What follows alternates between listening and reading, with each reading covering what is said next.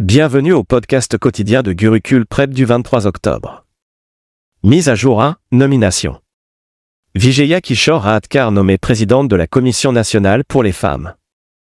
La Commission nationale pour les femmes, NCW, a une nouvelle présidente en la personne de Vijaya Kishore Raatkar, qui a auparavant dirigé la Commission des femmes du Maharashtra de 2016 à 2021. En tant que 9e présidente, elle remplace Rekha Sharma, dont le deuxième mandat a expiré en août. Sa nomination est effective immédiatement, selon un communiqué officiel. Le ministère du Développement des Femmes et des Enfants a également annoncé qu'Archana Majumdar a été nommée membre de la NCW pour un mandat de 3 ans. Mise à jour 2, Banque. Navi Finserv annule une vente d'obligations après l'interdiction de nouveaux prêts par la RBI. Navi Finserv a annulé son émission obligataire prévue, suite à une interdiction de nouveaux prêts imposés par l'autorité bancaire du pays. L'entreprise visait à lever 1 milliard de roupies, environ 12 millions de dollars, via des billets de 2 ans et 3 mois avec un coupon de 10,40%. Le 17 octobre, la Banque de réserve de l'Inde, RBI, a pris des mesures contre 4 entreprises de finances non bancaires, y compris Navi Finserv, pour des problèmes de supervision. Mise à jour 3, économie. Adar Poonawalla acquiert 50% des parts de Dharma Productions de Karan Johar. Seren Productions, dirigée par Adar Poonawalla, investira 1000 crores dans Dharma Productions et Dharmatic Entertainment, détenu par Karan Johar. Ce partenariat confère à Seren Productions 50% de Dharma, tandis que Karan Johar conserve l'autre moitié.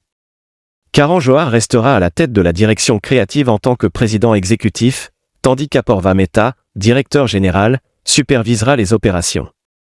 Mise à jour 4, internationale. L'IIT Madras prévoit de lancer un centre de recherche international à Dubaï d'ici 2025. L'Indian Institute of Technology de Madras, IITM, lancera son premier centre international à Dubaï début 2025, axé sur l'intelligence artificielle, la science des données, la robotique et les énergies durables. Ce projet est soutenu par un accord entre l'IITM et le département de l'économie et du tourisme de Dubaï. Mise à jour 5, internationale. Le Pakistan limite le mandat du président de la Cour suprême à 3 ans. Le Pakistan a adopté une loi limitant le mandat du président de la Cour suprême à 3 ans et établissant un comité spécial pour choisir le juge en chef parmi les 3 plus anciens juges de la Cour suprême. Mise à jour 6, divers. Le 18e Pravasi Bharatiya Diva se tiendra à Bhubaneswar, Odisha. L'Odisha accueillera le 18e Pravasi Bharatiya Diva à Bhubaneswar du 8 au 10 janvier 2025. Mise à jour 7. Divers.